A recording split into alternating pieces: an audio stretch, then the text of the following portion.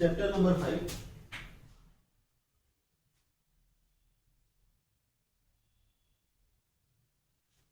क्या है? Laws of motion. ठीक है, लेकिन ये जब चैप्टर पढ़ने से पहले हम पहले का रिवाइज करेंगे। पहले का क्या है? पहले क्या पढ़े थे हम? मोशन पढ़ चुके हैं, है ना? मोशन क्या है? Motion in a straight line. Motion in a straight line पढ़ चुके थे। उसमें मोशन की 3 इक्वेशन पढ़े थे, ग्रेविटी का कंसेप्ट पढ़े थे, है ना?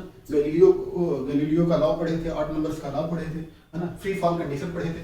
ठीक है, उसके बाद हम क्या पढ़े थे? Motion in a plane.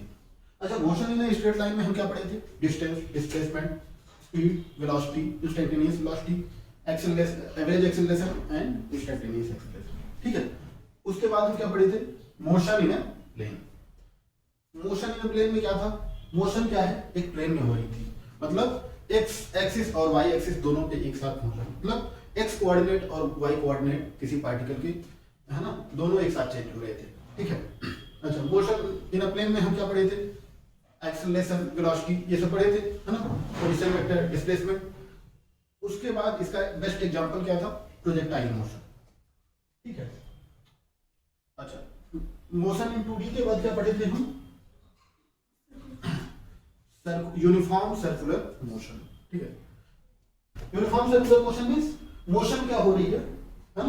एक सर्कुलर पाथ पर विद कांस्टेंट स्पीड से हो रही है ना?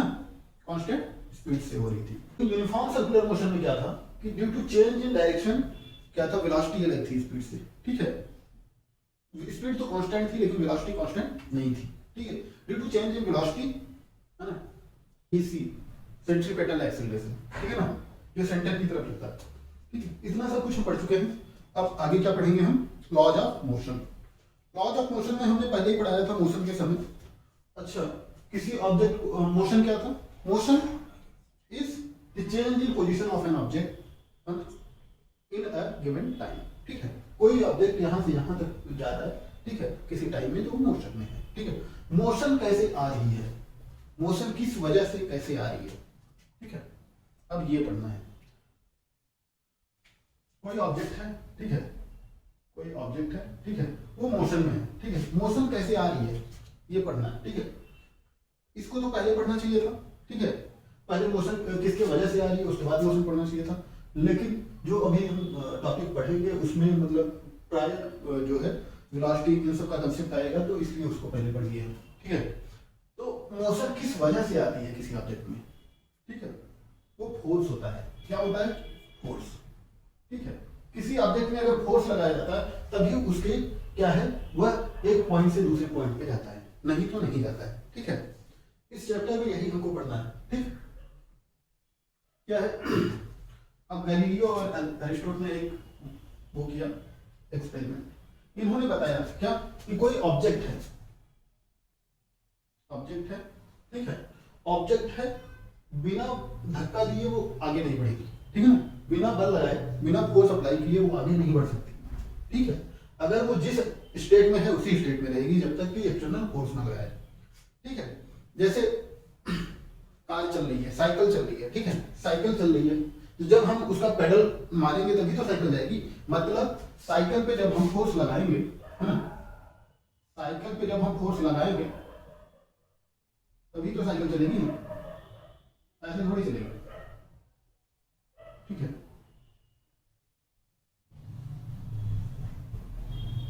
ये साइकिल है, ठीक, इस पे जब हम पेडल पे फोर्स लगाएंगे, ठीक है, इसके पेडल पे साइकिल के जब हम फोर्स लगाएंगे तभी साइकिल चलेगी, वैसे तो चलेगी नहीं। ठीक है, और रुकेगी कैसे? मान लो चल रही है साइकिल, रुकेगी कैसे? जब ब्रेक लगाएंगे। ब्रेक लगा रहे हैं तो वो भी तो एक फोर्स है ना? जब चला रहे हैं तो पेडल मार रहे हैं, वो भी फोर्स लगा रहे हैं, तब साइकिल चल रही है। अगर रोकने के लिए ब्रेक लगा रहे हैं तब रुक रही है ना? तो समझ में?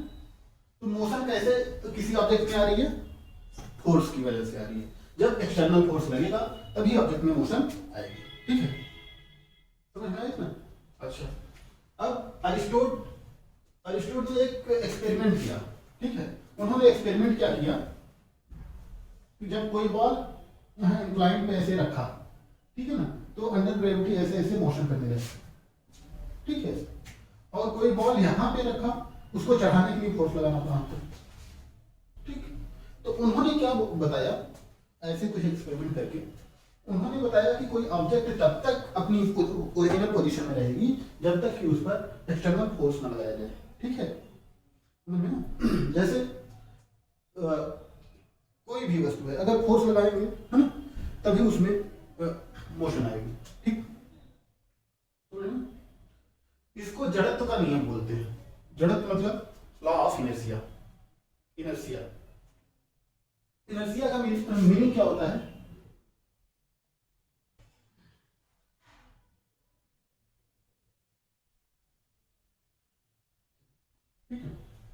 कोई ऑब्जेक्ट तब तक अपने ओरिजिनल पोजीशन में रहेगी जब तक कि उस पर एक्सटर्नल फोर्स ना लगाया जाए, ठीक है।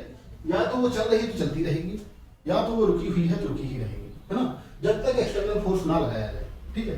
इनर्शिया क्या होता है ऑब्जेक्ट का? इनर्शिया यही होता है कि इनर्शिया मींस क्या होता है? रेजिस्टेंस टू चेंज, ठीक है। कि कोई ऑब्जेक्ट तब तक अपनी ओरिजिनल पोजीशन में रहेगी जब तक कि उस पर एक्सटर्नल कोई फोर्स ना लगाया जाए, ठीक है। अगर मोशन में है, ठीक है, अगर ट्रक तेजी से आ रही है, ठीक है, और सामने कुछ ब्रेकर पड़ गया, क्या है, उसको ब्रेक लगाना होगा। ब्रेक मतलब एक फोर्स है अपोजिट डायरेक्शन में, है ना, अपोजिट डायरेक्शन में फोर्स है, तभी तो रुकेगी, है नहीं। देखो यहाँ तक तो ठीक है, ब्रेक लगा देते हैं, ठीक है। जैसे मेट्रो ट्रेन इन सब में क्या होता है,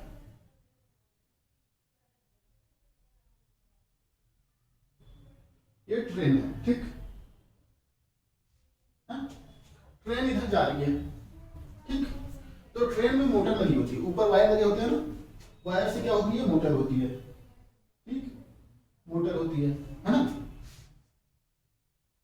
ट्रेन में मोटर लगी होती है, ठीक। क्या है, जब उसको तेजी से भगाना होता है तो आगे की तरफ घुमाते हैं, ठीक है। जब ब्रेक लगाना होता है, एक टाइप की ब्रेकिंग उसकी ये है कि इसके मोटर को उस जैसे आगे डायरेक्शन में चल रही है ना, उसको पीछे घुमा देते हैं, वो उल्टी दिशा में चलने लगेगी। तो सडन ब्रेक लगाना होता है तो क्या करते हैं, हम मोटर को उल्टी दिशा में चला देते हैं, समझ ना। ये था इनका जड़त्व का नियम, इसका अरिस्टोटल ने दिया था, ठीक। अभी सब लिखवाएंगे, ठीक है।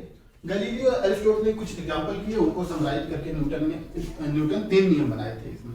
पहला नियम क्या था? जड़त्व का नियम, है ना। क्या था जड़त्व का नियम? कि कोई ऑब्जेक्ट तब तक अपनी स्टेट में रहेगी, ये पढ़ चुके होंगे पाठ्यक्रम में, तब तक अपनी ओरिजिनल पोजीशन में रहेगी जब तक कोई एक्सटर्नल फोर्स ना अप्लाई किया जाए उस ऑब्जेक्ट पे, ठीक है ना। अच्छा, दूसरा इसका नियम क्या था न्यूटन का? Force is equal to mass into acceleration. Third rule क्या था? एक्शन रिएक्शन, है ना। Every action has equal and opposite reaction, ठीक है। थर्ड लॉ क्या है कि कोई तुम्हें एक चाटा मारा, है ना, तो तुम भी रिएक्शन करोगे, उसको एक चाटा मारोगे, है ना। यही है एक्शन रिएक्शन, ठीक है। प्रकृति में हर जगह वैलिड है एक्शन रिएक्शन, ठीक है। प्रकृति में हर जगह वैलिड है, ठीक है। हम किसी पे एक्शन किए, एक चाटा लगाए, वो भी हमको अगर बेचारा थोड़ा मजबूत है तो हमको एक चाटा जरूर मारेगा, और ये होना भी चाहिए, नहीं तो बैलेंस बिगड़ता है, ठीक है। तो अगर किसी को एक चाटा मारो, एक चाटा खाने भर की क्षमता रखो, ठीक है ना, ठीक, समझ में। तो हर एक एक्शन का एक रिएक्शन होगा जनरल लाइफ में। ये मत एक्सपेक्ट करो कि हम चाटा मारेंगे वो छोड़ देगा, वो भी एक चाटा मारेगा, ठीक है ना। देखो जैसे ये है डस्टर, है ना। अब देखो ये कमजोर है हमसे, ठीक है, इसको हम धक्का दिए, ठीक है, इसको हम धक्का दिए, जितना फोर्स हम लगाए इस पे, उतना ही फोर्स से ये हमको ढकेल रहा है, देखो उतना ही फोर्स से ये हमको ढकेल रहा है, ठीक। तब ये हम थोड़ा ज्यादा फोर्स लगा दिए जहां पे फ्रिक्शनल फोर्स है ना, तो ये क्या है, मूव कर गया, ठीक है, हम जो चाह रहे थे, ठीक। तो कुछ ऑब्जेक्ट में दिखता है ये एक्शन रिएक्शन, कुछ में नहीं दिखेगा, ठीक। देखो अब किस में नहीं दिखेगा, हम इस दीवार पे धक्का दे रहे हैं, ठीक है, दीवार हिल नहीं रही है ना। लेकिन हम जब दीवार पे धक्का दे रहे हैं तो दीवार भी हम पर उतने से ही धक्का दे रही है, ठीक है, जितना एक्शन हम लगा रहे हैं, जैसे इधर हम 5 न्यूटन लगा रहे हैं, तो ये भी 5 न्यूटन से हमको धक्का दे देंगे। ठीक है, समझना। अगर कोई मान लो कार ट्रक टकरा जाती है इस दीवार से, ठीक है, उसके पास 100 न्यूटन का फोर्स है, हो सकता है ये 90 न्यूटन तक झेल पाए, उसके बाद टूट जाएगी, है ना। तो ट्रक 100 न्यूटन से धक्का दी इसको, ये टूट जाएगी, समझना। कुछ ईंट आगे चली जाएंगी, समझना। तो हर एक चीज कुछ में दिखता है ना, कुछ में दिखता है, कुछ में नहीं दिखता। जैसे डस्टर में दिखा, ठीक, समझना। पहले हम क्या पढ़ेंगे, फोर्स। फोर्स क्या होता है, फोर्स क्या होता है, हाँ? इसकी डेफिनेशन लिखो। Force is an external agent which tries to bring motion in an object। ठीक है, force is an external agent. ठीक है, जब किसी ऑब्जेक्ट पे फोर्स लगाया जाता है, मतलब किसी ऑब्जेक्ट पे अगर मोशन हो रहा है तो उसमें फोर्स लगाया गया, ठीक है ना। जैसे कि कोई ऑब्जेक्ट ऐसे रखी हुई टेबल पे, ठीक है, ये बॉल है, ठीक है, फुटबॉल है, कुछ भी, है ना, बॉल। जब यहां से फोर्स लगाएंगे हम, फोर्स लगाएंगे तभी इसमें क्या होगा, मोशन आएगा, ठीक है ना। मोशन आएगा मतलब इसके पोजीशन में चेंज होगा, मतलब ये इस पोजीशन से हट के दूसरे पोजीशन में जाएगा, ठीक है ना। तो जो पहले हम पढ़ चुके थे, है ना, मोशन कैसे आया, फोर्स की वजह से आया, ठीक है ना। हम मोशन जब पढ़ रहे थे, है ना, rectilinear motion, motion in 2D, है ना, सर्कुलर मोशन, हम ये नहीं पता कर रहे थे कि मोशन आई कहां से, ठीक है। हम ये पढ़ रहे थे कि प्रोजेक्टाइल में ऐसे गया, ठीक है ना। प्रोजेक्टाइल में जो हम मिसाइल लॉन्च किए थे, तो पहले हम उसकी स्पीड ही बता दी, लेकिन स्पीड कहां से आई, स्पीड उस पर फोर्स लगा तब आई, है ना। फोर्स कैसे था कि उसमें पीछे से इंजन लगाए जाते हैं, रॉकेट लगाए जाते हैं, लॉन्च करते हैं। फोर्स का फॉर्मूला क्या होता है, it is force is equal to mass of body into acceleration. ठीक है, फोर्स का फॉर्मूला क्या होता है, जैसे बॉडी का कितना मास है तो कितना एक्सीलरेशन थी, ठीक है। इसकी यूनिट क्या होती है, एसआई यूनिट,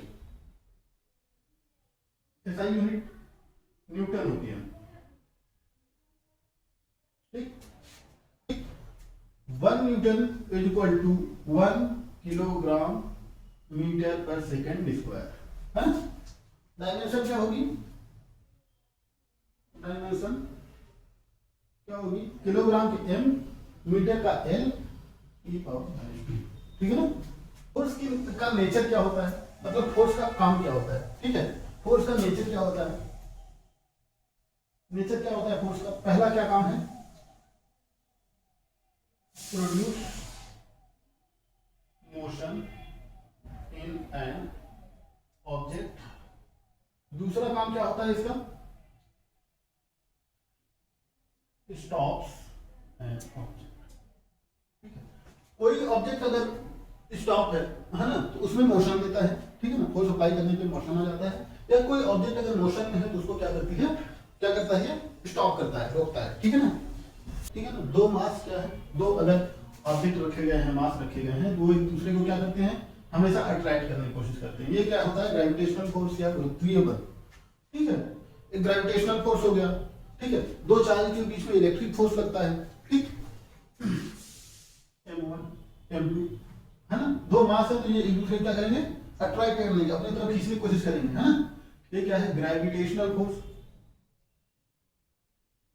ठीक, एक दूसरे को अट्रैक्ट करने की कोशिश करेंगे, ठीक है ना। तभी तो हम कोई वस्तु ऊपर फेंकते हैं तो नीचे आती है, क्यों, क्योंकि ग्रेविटी, अर्थ क्या है, अर्थ एक मास है ना। एक मास अर्थ हो गया, एक जो फेंके है ऊपर, है ना, ऊपर क्या है, उसको अपनी तरफ खींचने की कोशिश करेगा, है ना, अपनी तरफ खींचता है ना, तभी तो मास नीचे आता है, ठीक है ना। एक्सेलरेशन कहां से आएगा, जब फोर्स लगेगा तभी तो एक्सेलरेशन आएगा किसी बॉडी में, ठीक। अच्छा, अब दो चार्ज हैं, प्लस क्यू माइनस क्यू, यहां पर भी लाइक के बीच में, अनलाइक के बीच में अट्रैक्शन, है ना, ठीक है। ये क्या है, इलेक्ट्रिक फोर्स, ठीक। एक स्प्रिंग फोर्स होता है। स्प्रिंग फोर्स क्या होता है?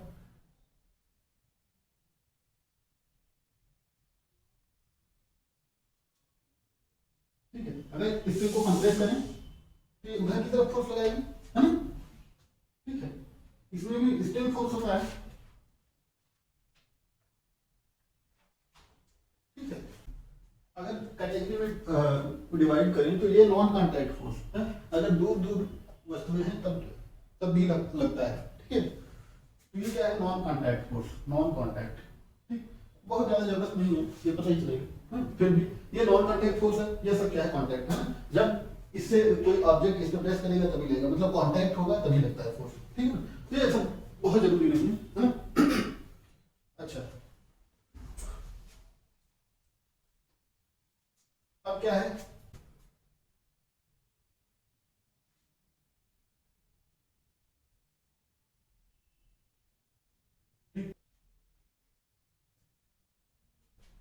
देखो, दो ऑब्जेक्ट हैं। ठीक है,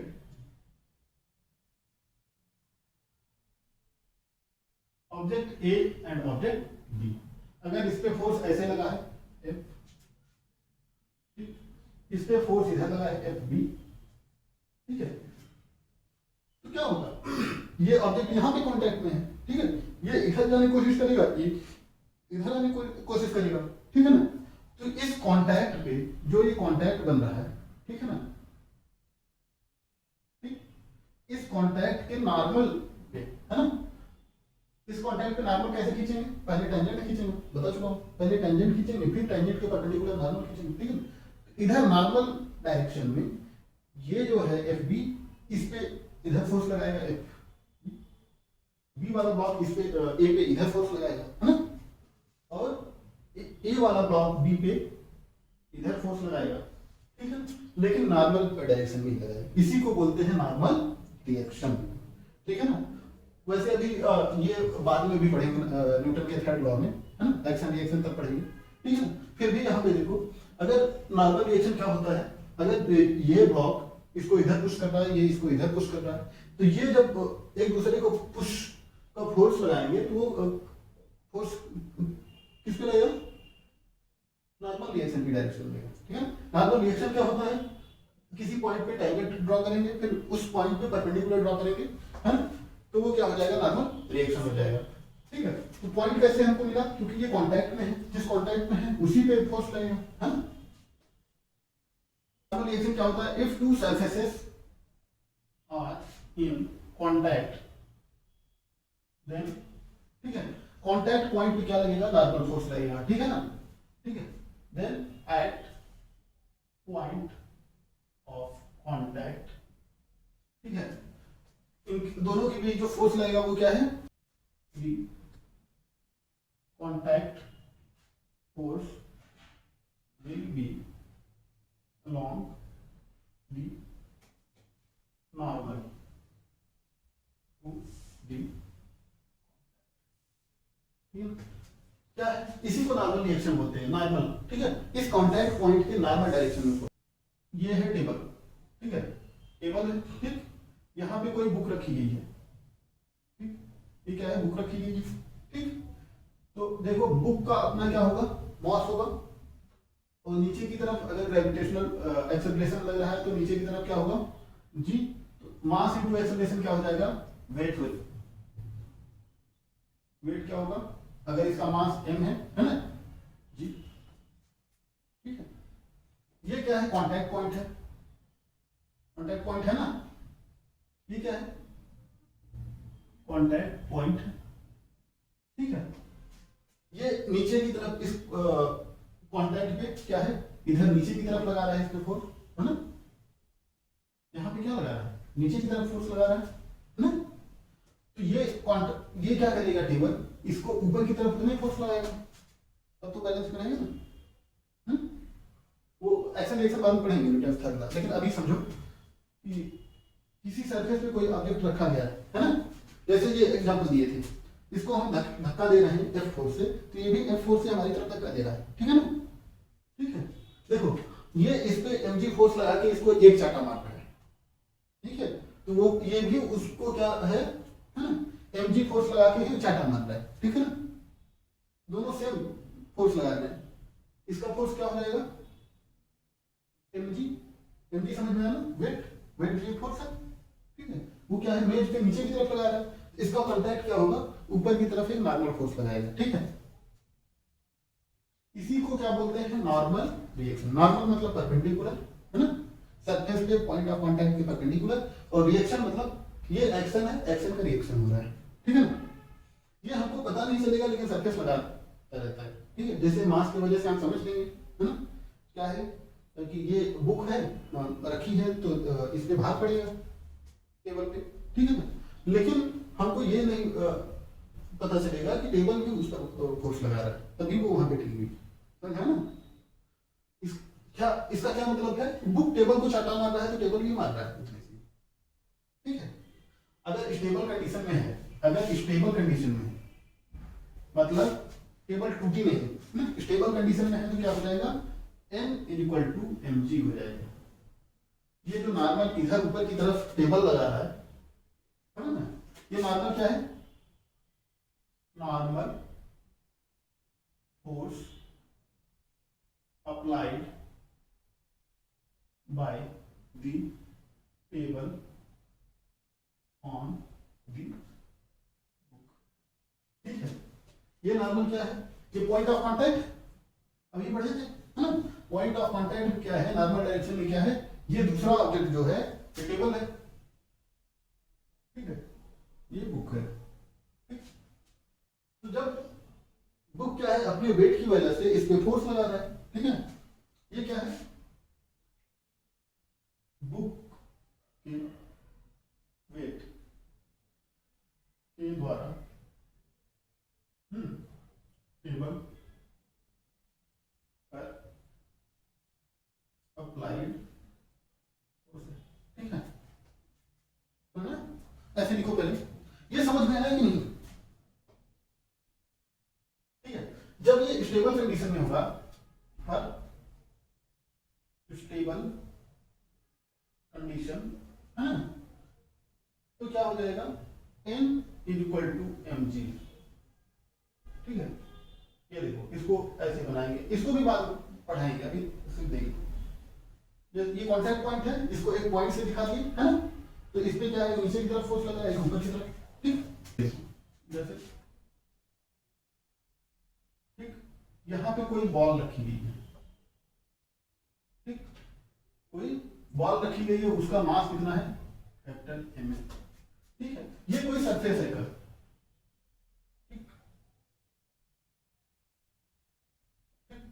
कोई कर्व सरफेस है ऐसा है, बीच में ऐसे बॉल रखी गई है, ठीक, ठीक है ना।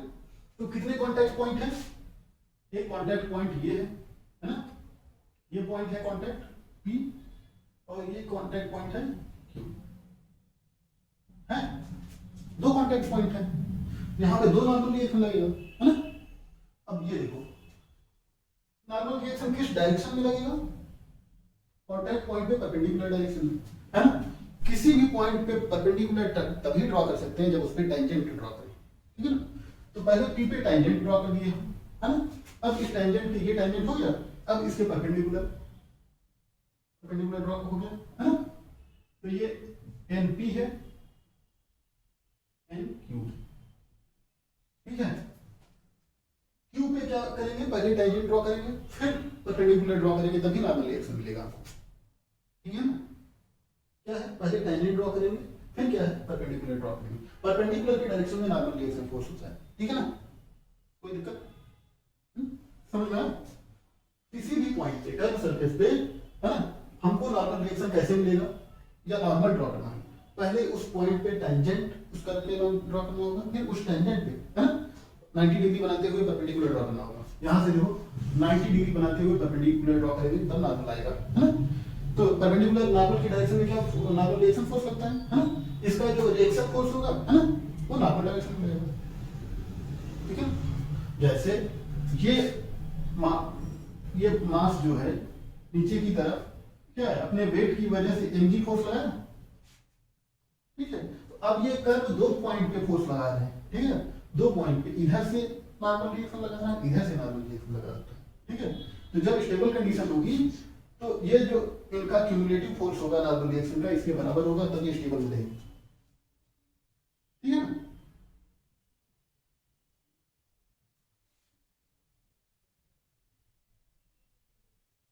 हाँ, पहले क्या करना है, नॉर्मल के लिए normal at point on curve, ठीक है। कैसे ड्रॉ करेंगे नॉर्मल, ठीक है।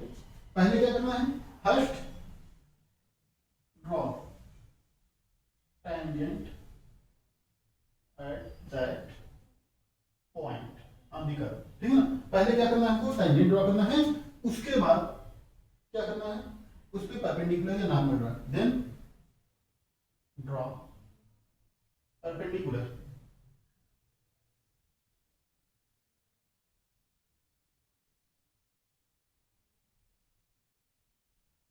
ठीक है।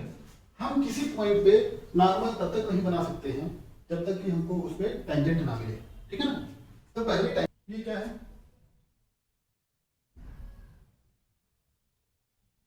कोई ऑब्जेक्ट है ना, ये, ठीक। यहां इसको रस्सी से बांध दिया, इससे डोरी धागे रस्सी कुछ भी, है ना। अब यहां पर कोई खींच रहा है, ठीक है, ठीक, यहां से कोई खींच रहा है, ठीक है। तो ये रस्सी में फोर्स लगा रहा है ना, ये क्या है, रस्सी में फोर्स लगा रहा है, तो रस्सी इस पे फोर्स लगा रही है, ठीक है। तो ये रस्सी में फोर्स किधर लगा रहा है, खींच रहा है ना। तो रस्सी में इधर फोर्स लगा रहा है, तब जाके ये इधर लगेगी, ठीक है ना। ये खींच रहा है ना। तो रस्सी को क्या है, इधर खींच रहा है, इधर खींचने के लिए इधर फोर्स लगा रहा है ना, लेकिन ये तो इधर ही लगाना चाह रहा है, इधर, ठीक। ये पॉइंट ऑफ कांटेक्ट बना हाथ और रस्सी के बीच में, है ना। ये इधर फोर्स लगा रहा है तो रस्सी पे इधर फोर्स लगेगा, है ना, ठीक है। फिर ये क्या है, ये पॉइंट ऑफ कांटेक्ट बना, ठीक है। रस्सी क्या है, इस पे इधर फोर्स लगा रही है, ये ऑब्जेक्ट क्या है, इस पे इधर फोर्स लगा रही है ना। तो यही जो फोर्स होता है स्ट्रिंग में, किसी भी रस्सी में, उसे उसे क्या कहते हैं, टेंशन कहते हैं, समझ में आया? मतलब जब किसी रस्सी से कोई ऑब्जेक्ट को खींचा जाता है ना, तो रस्सी में क्या होता है, टेंशन फोर्स होता है, ठीक है ना। जब किसी ऑब्जेक्ट को रस्सी या डोरी या धागे, हैं, रस्सी से बांध कर, हैं, खींचा जाता है, हैं, या फोर्स लगाया जाता है, हैं, तो रस्सी में क्या आता है, टेंशन या तनाव, टेंशन, हैं, फोर्स लगता, ठीक है। अब देखो, रस्सी में तनाव हमेशा क्या है, इस बॉडी से दूर की तरफ लगेगा, है ना, लग रहा है कि नहीं, ये आदमी के इधर लग रहा है, इस पे इधर लग रहा है, क्यों लग रहा है ये भी बता दिए। ये F4 से अपनी तरफ खींचा, फोर्स लगा के, यहाँ इस पॉइंट पे क्या होगा, नॉर्मल रिएक्शन, ये अपनी तरफ खींचेगा तो रस्सी अपनी तरफ खींचेगी, है ना। फिर इस पॉइंट पे क्या है, रस्सी क्या है, इस तरफ खींची, है ना, रस्सी क्या है, इस तरफ खींची, है ना, ये दूसरी तरफ फोर्स लगाए। रस्सी को स्ट्रिंग कहते हैं, tension in a string remains same, ठीक है ना। एक रस्सी में, है ना, हर जगह पे टेंशन समान ही रहेगा, ठीक। अच्छा, दूसरा क्या है, टेंशन हमेशा बॉडी से दूर की तरफ लगता है, ठीक है। टेंशन ऑलवेज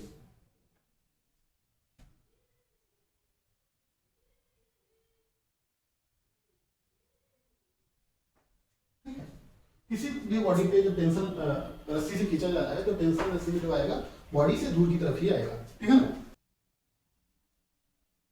ये देखो,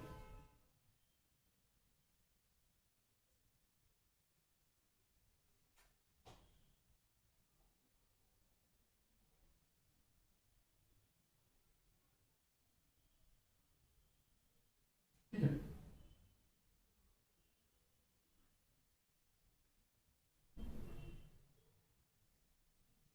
ये रस्सी है, ठीक है।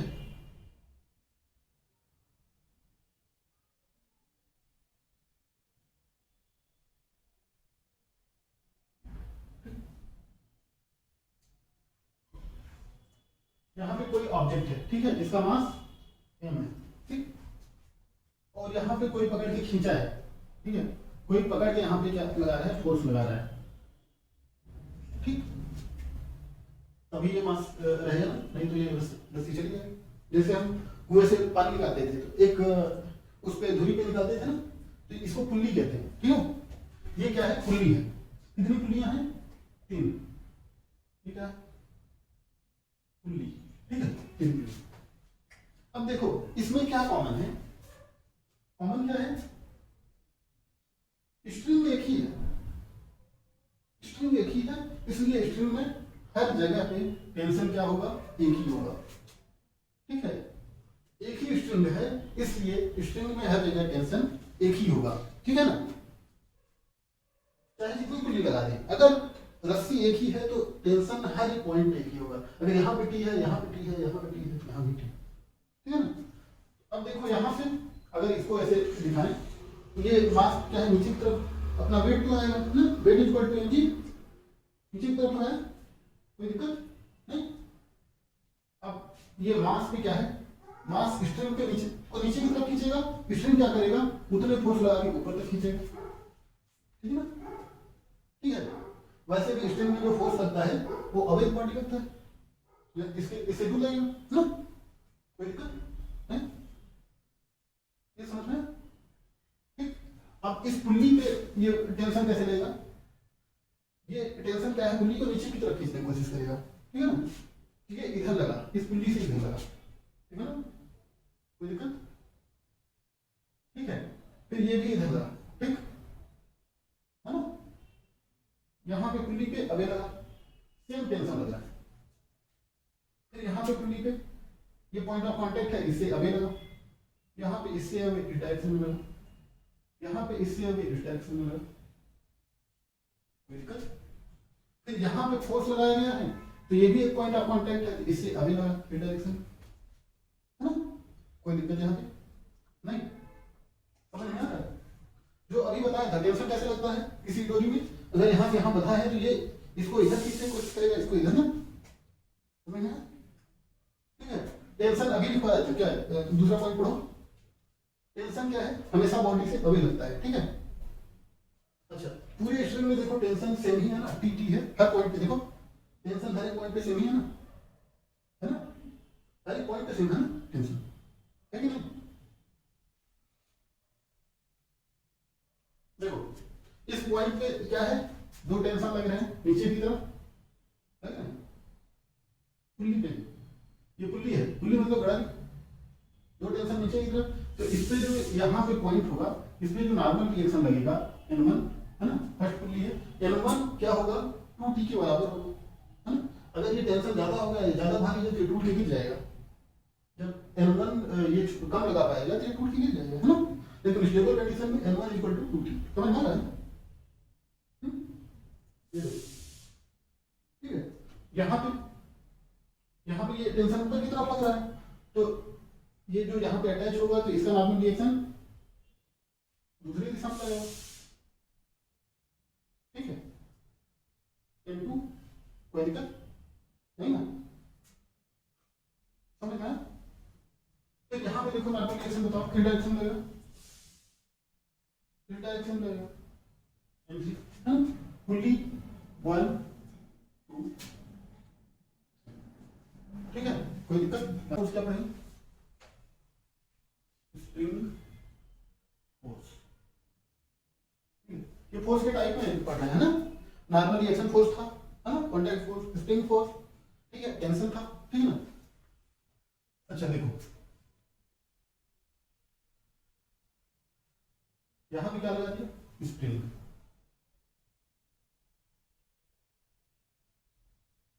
ठीक, है ना, हमने इसको फोर्स लगा के इस स्प्रिंग को खींच रहे हैं, ठीक है। जब फोर्स लगा के किसी स्प्रिंग को खींचेंगे तो थोड़ा बढ़ जाएगी ना, देखो ऐसे यहां तक पहुंच जाएगी स्ट्रिंग, स्प्रिंग यहाँ तक पहुंच जाएगी, है ना।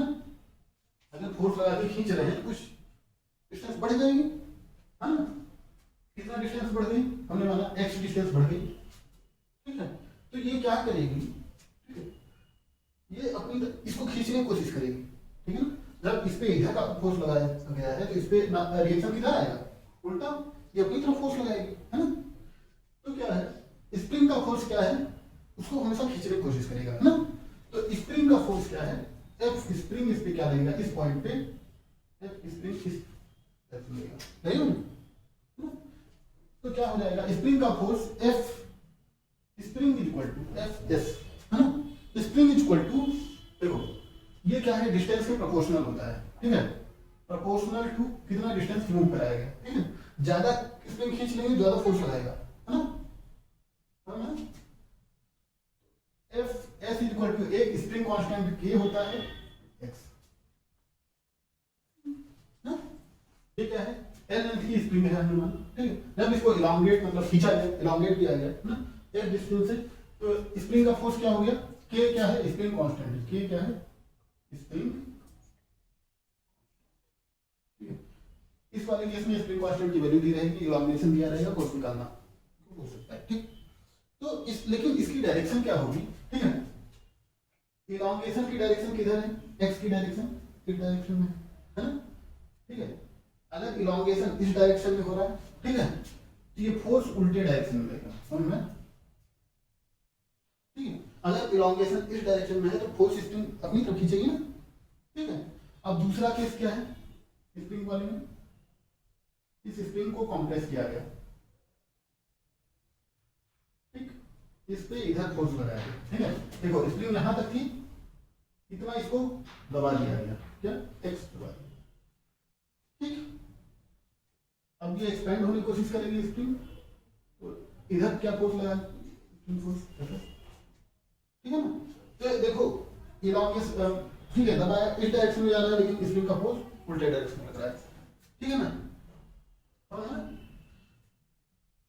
ये देखो खींचा जा रहा है, खींचा जा रहा है मतलब इलोंगेटेड, ठीक, यहां पे दबाया जा रहा है, कंप्रेस्ड, देखो स्प्रिंग फोर्स समझ में आया ना। लेकिन ये याद रखना, जिस डायरेक्शन में उसको कंप्रेस या इलोंगेट किया जाता है उससे अपोजिट डायरेक्शन में इसमें फोर्स, स्प्रिंग का फोर्स होता है, ठीक है ना। अब पढ़ते हैं इनर्शिया। इनर्शिया क्या होता है, किसी body, if the net external force on a body is 0, ठीक है, हिंदी में लिखा दें, if the net external force on a body is 0, it continues to remain stationary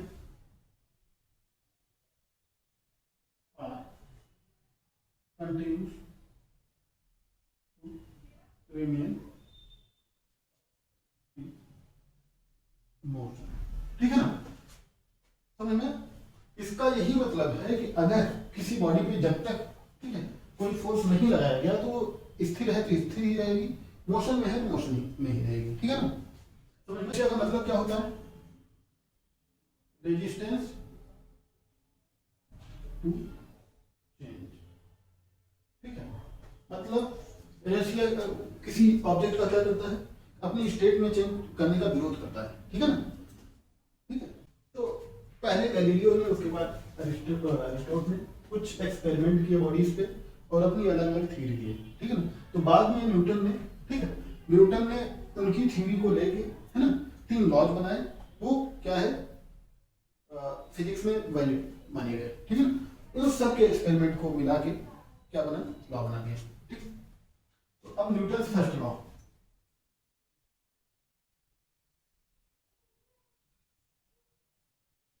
Newton first law, ठीक है।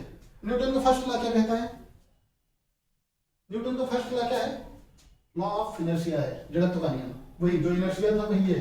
न्यूटन अपने फर्स्ट लॉ में क्या बोले हैं, फर्स्ट लॉ में body every body continues in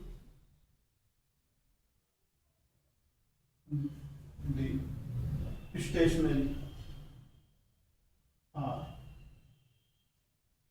in motion until an external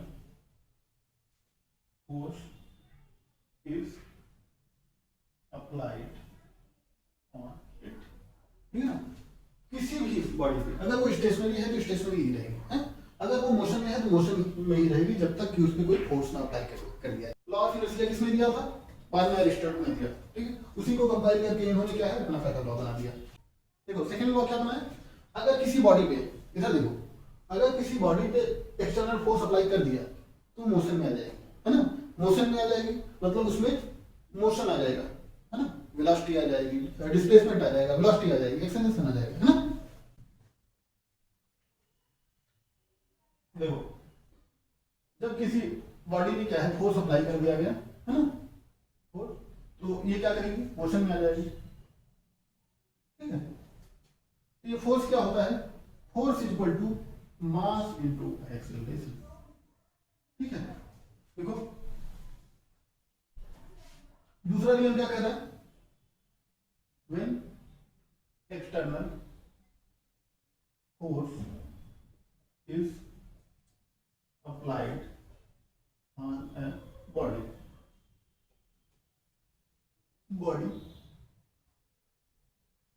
क्या है?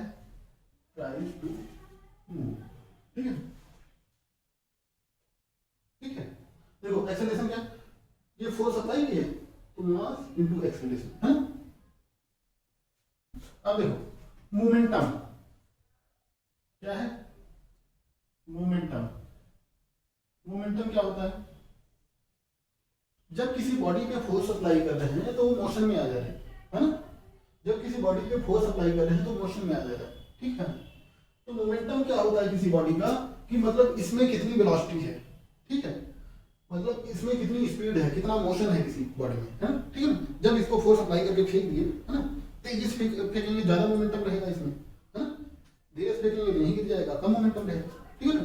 तो मोमेंटम क्या होता है? मोमेंटम क्या होता है? It is the motion contained in a body. Momentum is the motion contained in a body. कब मोशन आएगा? जब फोर्स लगाएंगे उसमें, ठीक है ना? ठीक, अच्छा मोमेंटम क्या होता है? मोमेंटम इक्वल टू, मोमेंटम को P से लिखते हैं, P equal to mass into velocity, ठीक है? मोमेंटम क्या होता है? मोमेंटम इज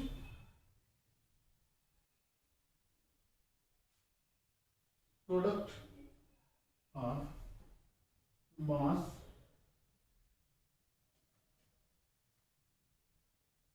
एंड वेलोसिटी, ठीक है? मोमेंटम क्या होगा? वेलोसिटी बोल दिया, वेक्टर क्वांटिटी होगा ना?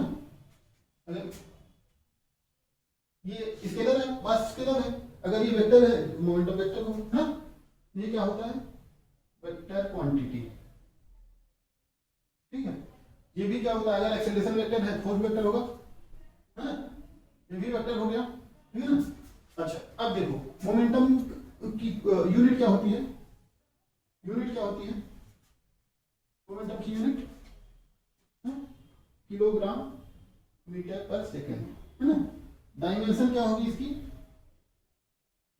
डायमेंशन इक्वल टू m(L)(T)⁻⁻1, है ना? अच्छा सेकेंड लॉ में देखते हैं, ठीक है? देखो अगर कोई ये बॉडी है, ठीक है? बॉडी है, एक्सटर्नल फोर्स लगाए इस पे फोर्स, तो क्या आया यहाँ पे? मोशन आया, मोमेंटम आया, वेलोसिटी, है ना? तो अब ये सेकंड लॉ में क्या कहा? F इक्वल टू ma कैसे आया? मास इनटू एक्सेलरेशन कैसे आया? ये क्या बोल रहा है एक्चुअल सेकेंड लॉ ये है that rate of change of momentum of a body, rate of change of momentum of a body is proportional to the net external force applied on it। तो क्या है rate of change of delta P by delta, ठीक है ना। अब इसको समझते हैं rate of change of momentum क्या होता है, ठीक है। देखो मोमेंटम क्या होता है, बॉडी की स्पीड है ना। तो देखो कोई ट्रक है ठीक है ना, उसका वेट बहुत ज्यादा है, ठीक है ना। वो अगर सड़क पे खड़ी हो गई, उसको स्टार्ट करना है तो क्या है, एक दो लोगों से काम नहीं चलेगा, है। एक दो लोगों से काम नहीं चलेगा, कम से कम 20 से 25 लोग चाहिए, है, ठीक है ना, उसको धक्का देने के लिए, ना, धक्का देने के लिए तब वो चल पाएगा, है ना। मतलब क्या है, इसके मोमेंटम में चेंज करने के लिए क्या है, शुरुआत में मोमेंटम इसका क्या है, 0 है, स्पीड 0 है ना। इसको मोशन में लाने के लिए ज्यादा फोर्स अप्लाई करना पड़ेगा, क्यों, क्योंकि इसका मास ज्यादा है, वेट ज्यादा है, ठीक है ना। तो change in momentum is directly proportional to the applied force, ठीक है ना। मोमेंटम क्या है, P इक्वल टू mv, है ना। अगर इसका वेट बहुत ज्यादा है, मास बहुत ज्यादा है, तो मोमेंटम ज्यादा होगा, है ना। अगर इसका मोमेंटम चेंज करना है, 0 से कुछ और करना है, मतलब धक्का देके किसका है, तो ज्यादा फोर्स अप्लाई करना पड़ेगा। यही बोल रहा है rate of change of momentum इस क्या है, अप्लाइड फोर्स, ठीक है ना। अब देखो एक कार है, ठीक है, ये क्या है, ट्रक है, लोडेड ट्रक है, ये कार है, ठीक है। कार को क्या है, शुरुआत मोमेंटम इसका 0 है, स्पीड 0 है, ठीक है। यहां पे फोर्स लगाया गया, फोर्स, तो ये क्या है, 2 आदमी 2-3 आदमी रहेंगे तब भी धक्का दे देंगे, हल्की होती है, चल जाएगी, ठीक है ना। तो मोमेंटम क्या है, मोमेंटम में चेंज क्या हुआ, कम फोर्स, है ना। इसका मोमेंटम कम है, मास कम है इसका, है ना, इसका मास कम है, ठीक है।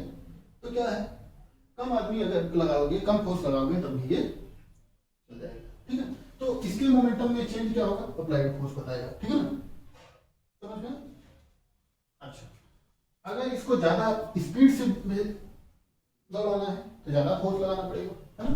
अगर 20-25 आदमी यहाँ पे लगा दिए तो बहुत तेजी से भागेगी, ठीक है ना।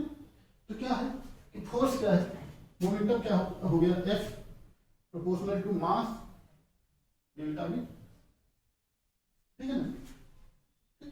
तो अप्लाइड फोर्स किस पे डिपेंड करेगा, मास पे डिपेंड करेगा, वेलोसिटी, है ना। कितना स्पीड इसको देना चाह रहे हैं, उसके हिसाब से वो फोर्स लगाना पड़ेगा, समझ में आया।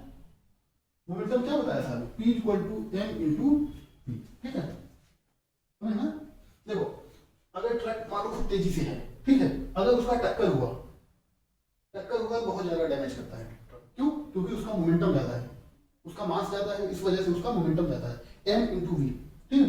अगर देखो ये भी 10 किलोमीटर पर आवर से चल रहा है, ये भी 10 किलोमीटर पर आवर से चल रहा है, ठीक है। इसका मास है 1000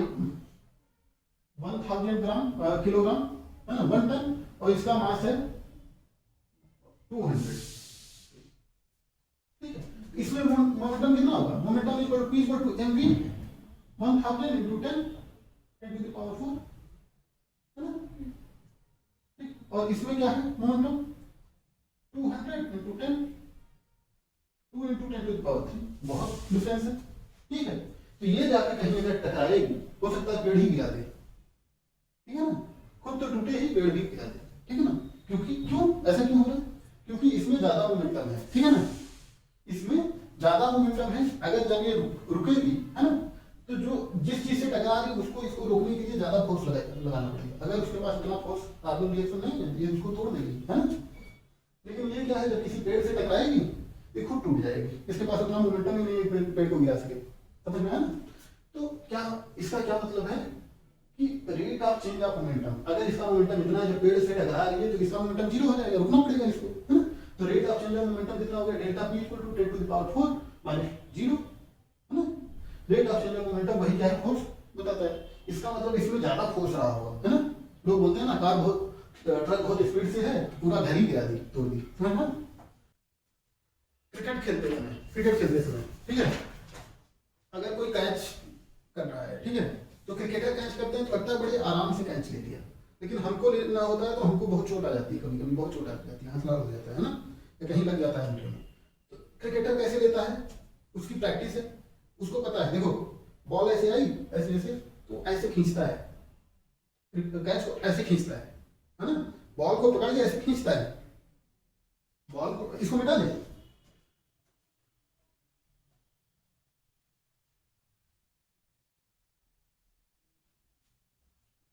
देखो क्रिकेटर क्या करेगा, जब बॉल आई, ठीक है, बॉल आई, यहाँ पे हाथ लगाएगा वो, है ना, ठीक, दोनों हाथ ऐसे लगाएंगे, ठीक? तो ये बॉल यहां तक वो खींच के लाएगा, ठीक है ना, ठीक है, बॉल क्या है, खींच के कुछ नीचे तक लाएगा, यहां से पकड़ेगा, ऐसे खींच के लाएगा, ठीक है ना। तो क्या है, उसको पता नहीं चलेगा, आसानी से कैच कर लेगा, ठीक है, बॉल उछलेगी भी नहीं, ठीक है ना, टकरा के उछलेगी भी नहीं, चिपक जाती है ना क्रिकेटर। लेकिन हम लोग जब कोई नया आदमी कैच करता है तो वो क्या करता है, बॉल ऐसे है ना, ऐसे है उसके हाथ में, वो खींचेगा नहीं, ऐसे रोके रखेगा, ठीक है, कभी कभी कैच पकड़ पाता है, कभी कभी उछल के निकल जाती है बॉल, क्यों, और उसको चोट भी आती है, क्यों, ये क्रिकेटर कर रहा है।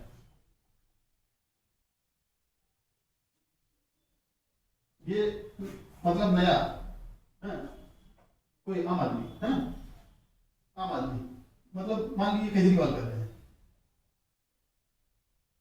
केजरीवाल आम आदमी है, ठीक है, आम आदमी को पता नहीं है, ठीक है, केजरीवाल को पता नहीं, केजरीवाल क्या किए, वहीं पे हाथ लगा के, एक तो बेचारे वैसे भी केजरीवाल रोते रहते हैं, ठीक है, यहाँ भी क्या करेंगे, बॉल उनके हाथ में आई, चोट लग गई, बोले केजरीवाल बोलेंगे बॉल ने साजिश कर दी, हमको मार दिया, रोते रहते हैं हमेशा, ठीक है। क्रिकेटर क्या करता है, बड़ी आसानी से कैच खींच लेता है, ठीक है। केजरीवाल क्या किए, अपना हाथ वहीं पे लगा के रोके रखे, ठीक है, उनको चोट आ गई, है ना। आम आदमी बेचारा ऐसे किया, क्रिकेटर को पता है क्या हो रहा है, यहाँ पे क्या हो रहा है बताओ, बॉल आ रही है ना, बैट्समैन मारा, बॉल आ रही है, बॉल मोशन में है ना, बॉल क्या है, मोशन में है, बॉल में मोशन है, मतलब बॉल में क्या है, बॉल में मोमेंटम है कि नहीं, बॉल में मोमेंटम है ना, क्या बैट्समैन कितनी तेजी से मारा, बॉल की स्पीड तो बॉल तय की होती है, कितनी तेजी से मारा, है ना, उस हिसाब से मोमेंटम आएगा उसमें। तो देखो जब बॉल गिर रही है तो क्या करना है, rate of change of momentum is equal to applied force, उसको पता है क्या, एफ प्रोपोर्शनल किसके है, delta P by delta P, ठीक है। अब देखो क्रिकेटर को पता है मोमेंटम तो हम जीरो, इसका हमको करना ही है, मतलब बॉल तो रोकना ही है ना, यहाँ पे मोमेंटम माना बॉल कितना है, एक बॉल 250 ग्राम की है ना, 250 ग्राम की है, और वेलोसिटी कितना है इसमें, हमने माना कि कितना है, 100 मीटर पर सेकेंड है, ठीक है। इसको किलोग्राम में चेंज करेंगे, 1/4 into kilogram metre per second, kilogram metre per second हो गया ना, तो 25 किलोग्राम मीटर पर सेकेंड, ठीक है, इसका मोमेंटम था, ठीक है। तो यहाँ पे मोमेंटम क्या हो जाएगा, स्पीड जीरो जीरो, ठीक, क्रिकेटर को पता है कि मोमेंटम इसका जीरो होना ही होना है, ठीक है ना। अब वो क्या चाह रहा है, वो क्या चाह रहा है कि टाइम बढ़ा दे, टाइम बढ़ा ले, यहां से यहां तक खींच के लाएगा, कुछ टाइम बढ़ जाएगा ना। ये देखो यहां पे माना कि टाइम क्या हो रहा था, मतलब कि 9:15 पे चाहिए उसकी बॉल में, तो हाथ में, ठीक है। अब ये टाइम खींच के क्या कर दिया, 9:15 और 30 सेकंड में, है ना, 30 सेकंड तक अपने हाथ में रखा, ठीक है ना। तो ये क्रिकेटर क्या कर रहा है, बॉल को 30 सेकंड तक अपने हाथ में रख रहा है, ठीक है ना। क्रिकेटर 30 सेकंड तक अपने हाथ में बॉल रख रहा है, ठीक है। तो फोर्स क्या हो जाएगा, force equal to rate of change of momentum 25 minus 0 upon time कितना है 30 सेकंड, है ना, 30 सेकंड, ठीक है ना। इतना फोर्स लगाना पड़ेगा, तो 25/30 न्यूटन, ठीक। अब यही केजरीवाल बेचारे क्या किए, केजरीवाल को देखो फोर्स कितना लगा रहे हैं वो, यहाँ पे मान लो तो 1-2 सेकंड रोक रहे हैं, ठीक है। माना केजरीवाल 1-2 सेकंड रोक रहे हैं, तो क्या हो गया फोर्स 25 माइनस 0 अपॉन 1 सेकंड, ठीक। केजरीवाल कितना लगा रहे हैं 25 न्यूटन, और ये कितना लगा रहा है, इतना कम फोर्स रोकने के लिए क्या किया, वो बॉल को खींच लिया, समझ में आया, ठीक। कोई दिक्कत है ना, ये अपना हाथ नहीं खींचे आम आदमी, है ना, ये क्रिकेटर क्या किया, खींच लिया, समझ में आया। लिखो, ये समझ में आया कि नहीं, देखो माना आम आदमी 1 सेकंड में कैच करता है, ठीक है ना, ठीक। हम क्या लिए थे, फोर्स जो है प्रोपोर्शनल किसके होगा,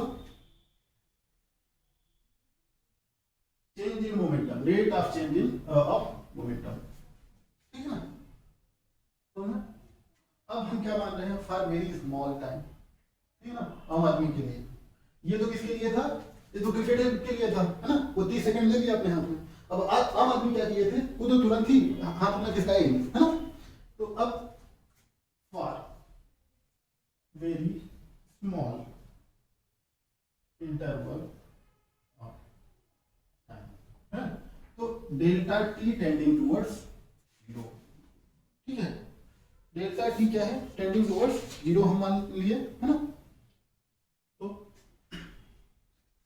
ये प्रोपोर्शनलिटी कांस्टेंट 1 ही होता है ना। Force is equal to limit delta t tending towards 0 delta P by delta t, कोई दिक्कत, या इसको ऐसे लिख सकते हैं m to delta v by delta t, ठीक, या ये limit delta t tending towards 0 m into delta v by delta t. Mass में कोई चेंज रहेगा नहीं, जैसा है वैसे ही रहेगा ऑब्जेक्ट। ये क्या हो गया, M into D V by D T लिख सकते हैं इसको, डीवी बाई डी टी क्या होता है, एक्सेलरेशन सर। तो फोर्स इज इक्वल टू क्या हो गया, force is equal to mass into acceleration, ठीक है, इंस्टेंटेनियस, ठीक। यही हम पहले लिखवा दिए थे, ठीक है। अब ये क्या हुआ समझ में आया ना। देखो फिजिक्स का मतलब रटना नहीं होता, फॉर्मूले रट लो समझो ना, है ना। तो वही एग्जाम में जाने के बाद सब कुछ तब गायब हो जाता है ना। फिजिक्स का मतलब है कि चीजों को, जनरल लाइफ में जो चीजें होती हैं उनको कैसे समझा जाए, ठीक है ना। अब ट्रक जा रही है, कोलिजन हुआ, तो उसको समझना है क्या था उसमें, मोमेंटम था, है ना, ज्यादा मोमेंटम था, क्यों, क्योंकि उसका वेट मास ज्यादा है ना, ठीक है, मास ज्यादा है तो उसका मोमेंटम ज्यादा होगा। पेड़ से टकराया, घर से टकराया तो पता चलता है पूरा दौड़ के अंदर घुस गया, समझ ना। तो अब कैच करना होगा, क्रिकेट खेलते समय कैसे करेंगे, कैच ऐसे आई उसको ऐसे खींचेंगे। देखो क्रिकेटर हमेशा कैच ऐसे खींच लेता है ना, हम लोग नहीं खींचते, वहीं पे बॉल आई ऐसे खींच लिया, देखो ऐसे, देखो ऐसे ऐसे उछाल ले, ऐसे खींच लिया, है ना, कम छोटा है।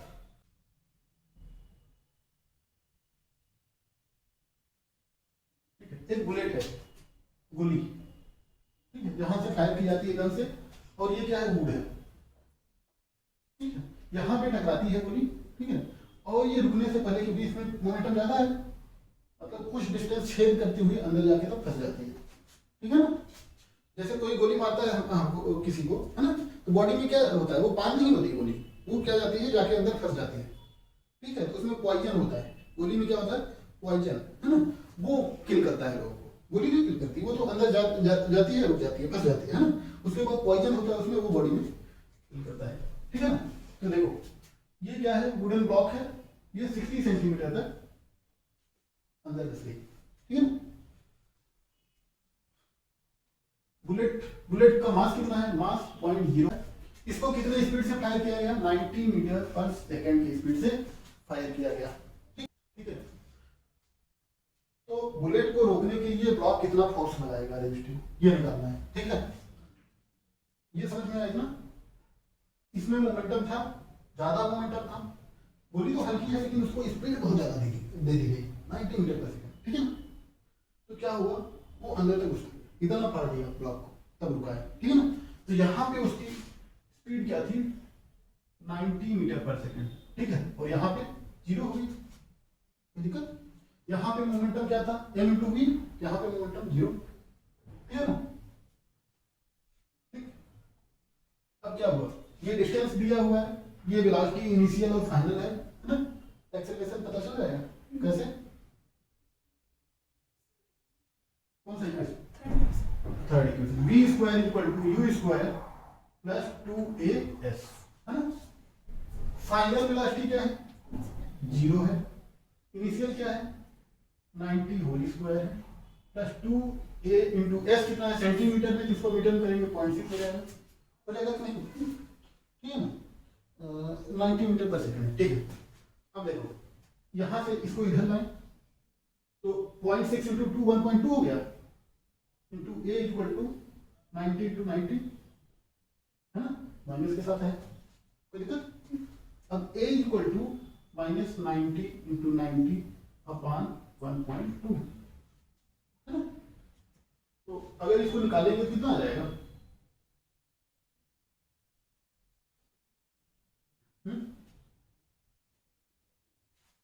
निकालो, -6750 मीटर पर सेकंड स्क्वायर।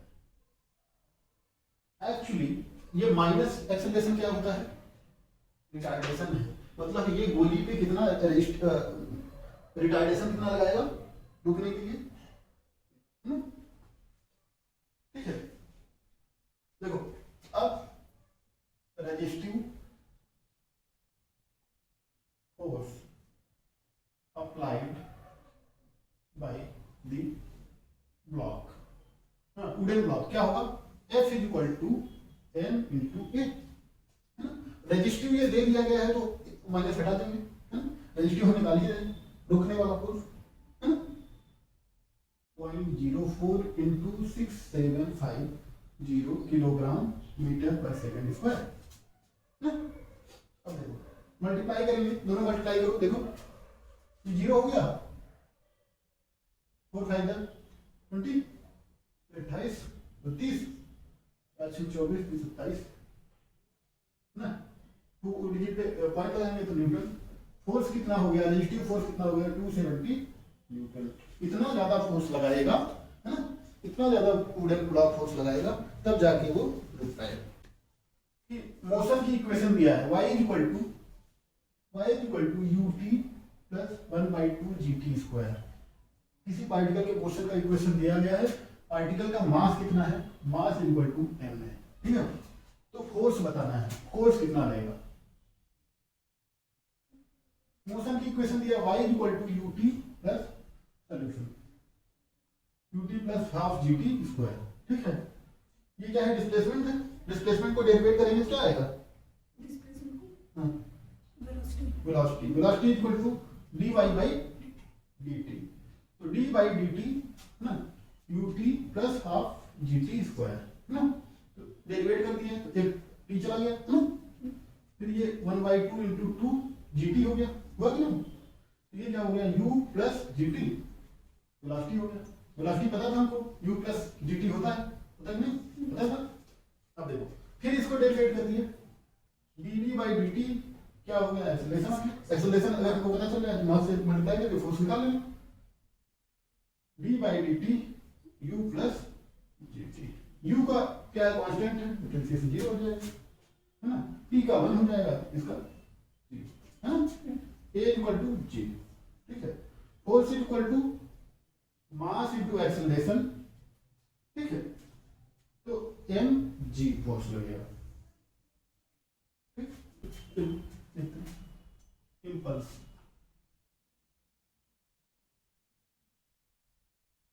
इम्पल्स में when a large force is acting for short duration, ठीक है। जब लार्ज फोर्स शॉर्ट ड्यूरेशन के लिए लगता है, ठीक है, किस लिए लगता है, to bring finite change in the momentum of body, ठीक है।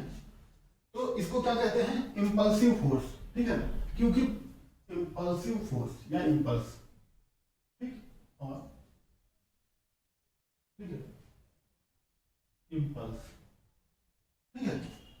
था क्रिकेटर बॉल को रोका, कैच किया था, ठीक है ना। वो क्या किया था, कैच किया था बॉल को क्रिकेटर, ठीक है। तो बॉल को कहां पे लाके कैच किया था, यहां पे लाके कैच किया था, ठीक है ना, यहां पे लाके कैच किया था, ठीक है ना। तो यहां से यहां तक फाइनाइट, देखो एफ क्या आया था, 25/30 न्यूटन आया था, ठीक है ना। तो इसके हाथ में झटका नहीं लगा, चोट नहीं लगी, है ना, बच गया। लेकिन वही आम आदमी जो था, ये क्या था, क्रिकेटर था, ठीक है। अब ये देखो आम आदमी जो था, आम आदमी जो था, ठीक, आम आदमी क्या हुआ, इसको क्या हुआ, फोर्स क्या लगा, कैच करने के लिए जो फोर्स लगाना पड़ा इसको 25 न्यूटन लगाना पड़ा, ज्यादा फोर्स है, ठीक है ना। तो यही इंपल्स फोर्स है, यही झटका लगा है इसको, ठीक है। Impulse J equal to force into time, ठीक है। तो जितना कम टाइम रखेगा हाथ में उतना ज्यादा झटका लगेगा, ठीक है।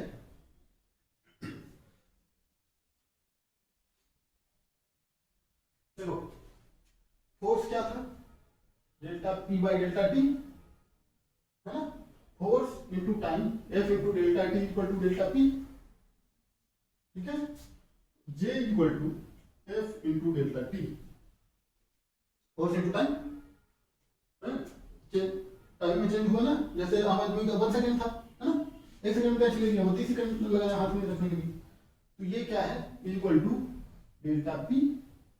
तो इंपल्स क्या होता है, चेंज इन मोमेंटम, ठीक है। J equal to delta p, change in momentum, ठीक है ना। कोई दिक्कत, रेसलिंग का कोई क्रिकेटर है, ठीक है, ये बैट है,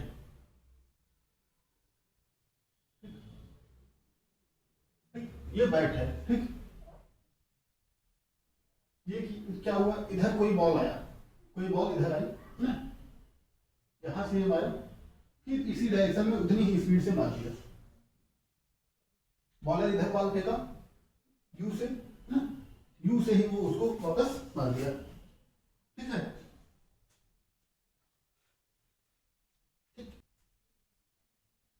12 मीटर पर सेकेंड, ठीक है। बॉल का मास क्या है, m इक्वल टू पॉइंट कितना है, 15 किलोग्राम, 15 किलोग्राम, ठीक है ना, 0.15 किलोग्राम, ठीक है। तो determine the impulse imparted by ball, ठीक है। तो बॉल में जो इंपल्स लगा यहाँ पे, है ना, बैट्समैन जो इंपल्स लगाया, मतलब इंपल्स मतलब तेजी से मारा, झटका, हाँ, ठीक है ना, इसको बोलते हैं लप्पा मार, है ना, बहुत तेजी से मार दी, है ना। तो इंपल्स ऑन दी बॉल, ठीक है ना, जे इक्वल टू व्हाट, ये पूछा है, ठीक। तो ये क्या होता है, change in momentum delta P, ठीक है ना। अब यहां पे देखो m into V two minus M into V one होगा कि नहीं, final minus initial delta B तो क्या है ना, ऐसे लिखो m इंटू डेल्टा बी है ना, m into V two minus V one, कोई दिक्कत। अब देखो m क्या है, m इंटू वी टू किस डायरेक्शन में, इधर है, अगर इसको ईस्ट वेस्ट मान एक्स एक्सिस माने, इसको वाई एक्सिस माने, तो ये माइनस एक्स में है, तो 12 माइनस आई में है ना, और ये माइनस 12 आई में है कि नहीं। Change in momentum del vector J क्या हो जाएगा, 0.15 इंटू 2 इंटू 12, ये दोनों जुड़ जाएंगे माइनस माइनस, और डायरेक्शन क्या होगी माइनस आई, है ना। कितना होगा 0.3 इंटू 12 है ना, 2 से मल्टीप्लाई हुआ 0.3 इंटू 12 माइनस आई डायरेक्शन में, है ना। ये क्या हो गया 3.6, क्या है 3.6 है ना, न्यूटन सेकंड, न्यूटन सेकंड, ठीक है। बॉल पे इतना इंपल्स लगा, मतलब सडन फोर्स इतना लगा, ठीक है ना। अब third law, Newton third law, third law क्या कहता है, every action has to every action there is equal and opposite reaction, to every action there is equal and opposite reaction, ठीक है ना। दुनिया में ये हर जगह वैलिड है, ये लॉ हर जगह वैलिड है, ठीक है ना। अगर हम यहाँ खड़े हैं अर्थ पे, ठीक है ना, हमारे वेट के बराबर अर्थ पे फोर्स लग रहा है, अर्थ भी हमें उतने से ही फोर्स लगा रही है, समझ में, जितने से हम अर्थ को नीचे ढकेल रहे हैं उतने से ही अर्थ हमको ऊपर करी हुई है, ठीक है ना, समझ में। लेकिन ये फोर्स किस डायरेक्शन में लगेगा अर्थ का, नॉर्मल रिएक्शन की डायरेक्शन में लगेगा, ठीक है ना। ये कॉन्टैक्ट पॉइंट जो है ना, उस पॉइंट पे क्या है नॉर्मल रिएक्शन रहेगा ऊपर की तरफ, ठीक है ना, समझ में आया।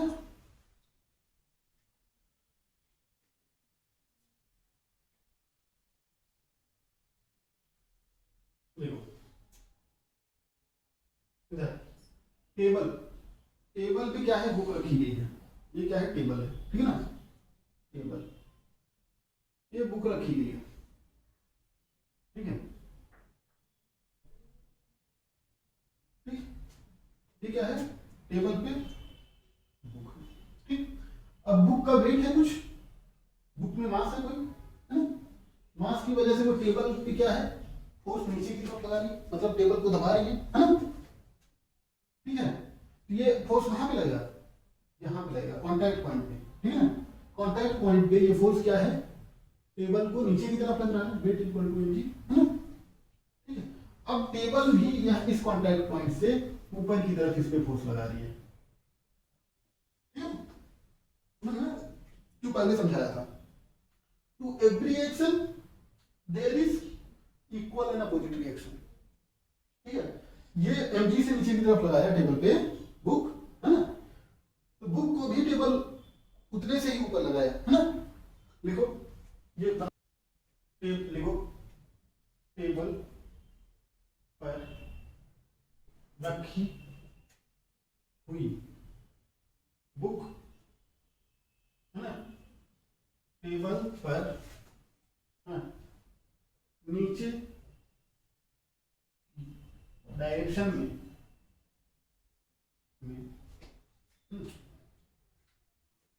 अपने वेट के बराबर फोर्स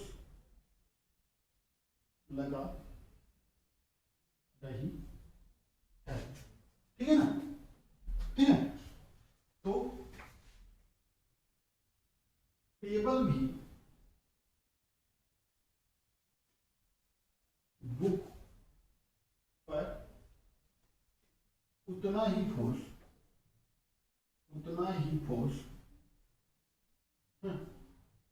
उल्टी डायरेक्शन है, ऊपर की डायरेक्शन में लगाती। समझ में आया? जितना टेबल पे नीचे की तरफ बुक लगाएगी फोर्स उतना ही टेबल, ठीक है ना, हर जगह, ठीक है, कुछ भी पता चलता है। देखो जैसे इसको दबाए, है ना, दीवार पे, दीवार भी हमको उतने से फोर्स लगाएंगे, है ना।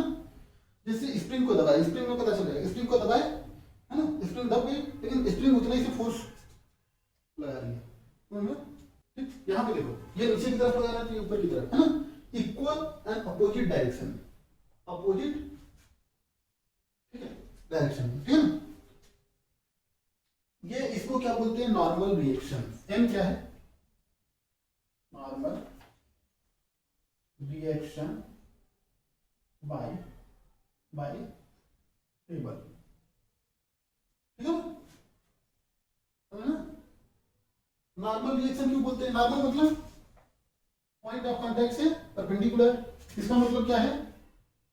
पॉइंट ऑफ कांटेक्ट से परपेंडिकुलर, है ना। रिएक्शन मतलब, ये रिएक्शन कब दे रहा है? जब एक्शन पाया है ना। अच्छा, उनको अगर कोई एक चाटा मारे तो क्या करोगे? हम भी मारेंगे एक चाटा, है ना। तो क्या हुआ? हम अगर एक्शन लिए तो वो भी रिएक्शन देगा, है ना। अगर हम किसी को एक चाटा मारे तो हमको एक्सपेक्ट करना चाहिए वो भी एक चाटा मारेगा, क्योंकि न्यूटन का नियम है क्या? एक चाटा दोगे तो एक चाटा पाओगे, है ना। लेकिन चाटा की डायरेक्शन क्या होगी? उल्टी होगी। तुम इधर से एक चाटा लगाओगे, एक चाटा उल्टी दिशा से इधर आके लग जाएगा, ठीक है ना। समझ में? इधर से एक एक्शन लगाओ चाटा किसी को, देखो वो ना लगा दे तो, है ना। क्यों? क्योंकि न्यूटन ने बताया, वो पढ़ा है, न्यूटन ने बताया, वो पढ़ा है, उसको पता है हम, ठीक है ना। तो हम खड़े हैं, ठीक है, हमारे बेड के बराबर हम इसको नीचे टेकना है, ये हम हमारे बेड की तरफ बराबर ऊपर टेकना है ना। ये मतलब ये तो ऐसा एग्जांपल दिया जाता है जैसे याद है, ठीक है ना। लेकिन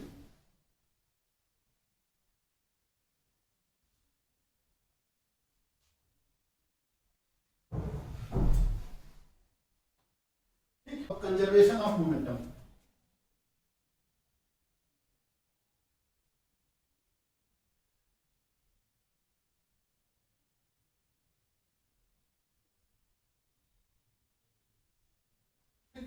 क्या है?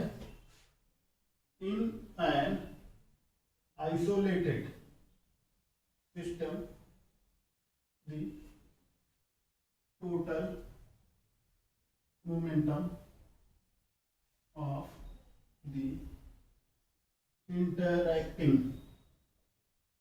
particles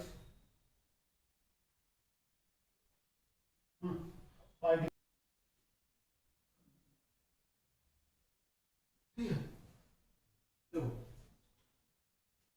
अगर तीन पार्टिकल है, ठीक है, ये आपस में कोलाइड कर रहे हैं, कुछ भी कर रहे हैं, m1 m2 m3 है, इसकी स्पीड v1 है, v2 है, v3 है ना। तो मोमेंटम क्या हो जाएगा? p इक्वल टू कंजर्व हो जाएगा, p1 equal to m1 into v1, है ना। तीनों का जो सम होगा m1 into v1 vector plus m2 into v2 vector plus m3 into v3 vector is equal to 0। ठीक, ये नियम कह रहा है क्या कि कोई आइसोलेटेड सिस्टम है, अगर तीन पार्टिकल, चार पार्टिकल, दो पार्टिकल अगर आपस में इंटरेक्ट कर रहे हैं तो उनका क्या है? टोटल मोमेंटम क्या होगा? 0 होगा। जब गन से किसी गोली को फायर किया जाता है, ठीक है, गन ऐसे होती है, पिस्टल, अगर पिस्टल की बात करें, है ना, पिस्टल में क्या होता है? यहाँ पे कॉक होता है, ठीक है, इस पे उंगली रखते हैं, यहाँ क्या है? गोली है, ठीक है, इसको क्या है? इधर फायर करते हैं, जब इसको ऐसे दबाए फायर, है ना, तो इधर क्या है? गोली पे फोर्स लगा, है ना, गोली पे क्या है? स्पीड आई, फोर्स लगा, है ना। ये क्या है? एफ, गन लगाया किस पे? गोली पे फोर्स लगाया, है ना। तो गन देखो पीछे की तरफ झटका देती है ना। तो ये बुलेट जो है, ये बुलेट जो है, बुलेट भी क्या है? गन पे फोर्स लगाएगी, इक्वल एंड अपोजिट, ठीक है ना। जब हम फायर करेंगे क्या होता है कि गन बुलेट पे फोर्स लगाएगा तो आगे जाएगी ना वो, तब उसमें वेलोसिटी आएगी। तो बुलेट भी गन के को फोर्स लगाएगा उतना ही, है ना। ये कौन बोला था? न्यूटन का third law. To every action there is equal and opposite reaction. हुआ कि नहीं? बुलेट तो फायर हो जाएगी लेकिन उतना ही फोर्स इधर भी लगाएगी, ठीक है ना। तो फायर करते समय ऐसे हल्के हाथ से नहीं पकड़ के फायर कर सकते हैं, फायर करते समय मजबूती से पकड़ना पड़ेगा, नहीं तो झटक दे, है ना। समझ में आया? ठीक है। तो एफ जी क्या है? Force by gun on bullet, ठीक है। बुलेट पे गन फोर्स लगा दी है, ठीक है ना। एफ बी क्या है? Force by bullet on gun, ठीक है ना। तो क्या है, गन फोर्स लगा के बुलेट को आगे की तरफ धक्का देगी तो उतना ही फोर्स क्या है बुलेट लगाएगी गन को पीछे की तरफ धक्का देगी। इधर देखो, अब क्या हो गया, F G is equal to F B हो गया, होता है ना न्यूटन का थर्ड लॉ। ये क्या है? थर्ड लॉ, है ना। अब देखो, फोर्स इनटू टाइम क्या होगा, मोमेंटम होगा, है ना। अगर स्मॉल ड्यूरेशन मान लो 1 सेकंड के लिए भी ये काम हुआ, है ना, 1 सेकंड या 1.5 सेकंड में, तब भी तो force into time F G into delta T equal to F B into delta T होगा। टाइम ड्यूरेशन सेम है। तो momentum of G P G equal to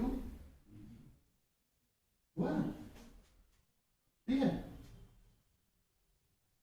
लेकिन डायरेक्शन क्या होगी, उल्टी होगी, है ना। ये तो मैग्नीट्यूड हम कराए हैं, ठीक। तो डायरेक्शन क्या होगी, P G equal to minus P B होगा ना। मोमेंटम ऑफ बुलेट, ठीक, या इसको ऐसे लिख सकते हैं P G plus P B equal to 0। जो भी फॉर्मूले लिखे थे m1 m2 m3, है ना। ये देखो, mass of gun into velocity of gun bg plus mass of bullet into velocity of bullet equal to 0, ठीक है, ठीक है ना। बुलेट तो तेजी से निकल जाएगी, उतने स्पीड से गन पीछे की तरफ नहीं आएगी क्योंकि गन का मास ज्यादा है। गन का मास ज्यादा है तो उसकी वेलोसिटी कम होगी, है ना। बुलेट की का मास ज्यादा है, वेलोसिटी मास कम है, वेलोसिटी ज्यादा है ना। समझ में आया? ये वेक्टर है, ठीक है ना। अतः क्या हम किस कंक्लूजन पे पहुंचे, हम किस कंक्लूजन पे, total momentum of gun and